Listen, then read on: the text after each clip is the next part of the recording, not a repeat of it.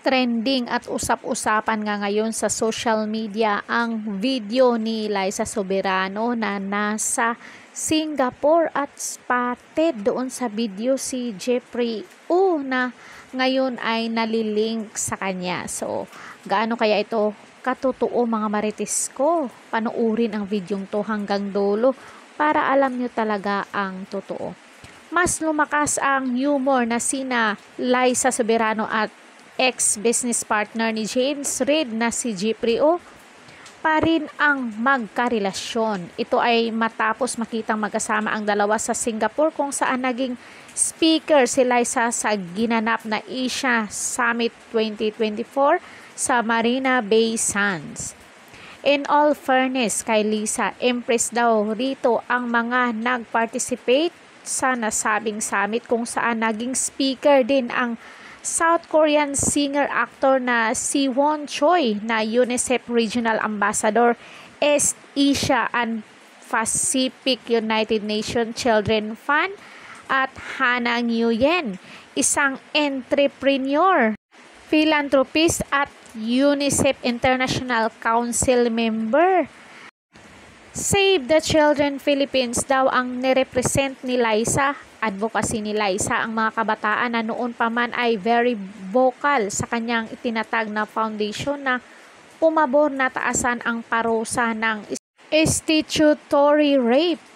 Pero ang issue nga ay kasama di umano ni Liza ang controversial former CEO ng Careless Management nila James sa Singapore dahil makikita ito sa isang video na nasa likod ni Liza habang kausap ni Liza ang isang Indonesian star na si Ralencia na present din daw sa Asian Summit 2024. Nag-uusap ang dalawa sa video at doon nakita sa likod ni Liza si Jeffrey O na nag-trending nung isang araw. Kaloke ito.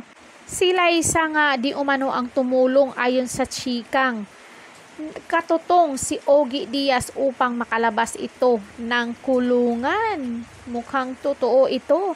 Maalalang inaresto ang sinasabing jowa di umano ni Liza ng Bureau of Immigration noong July 2023 dahil sa kawalan ng permit para makapagtrabaho o makapagnegosyo sa Pilipinas dahil ang nationality nito ay Korean American.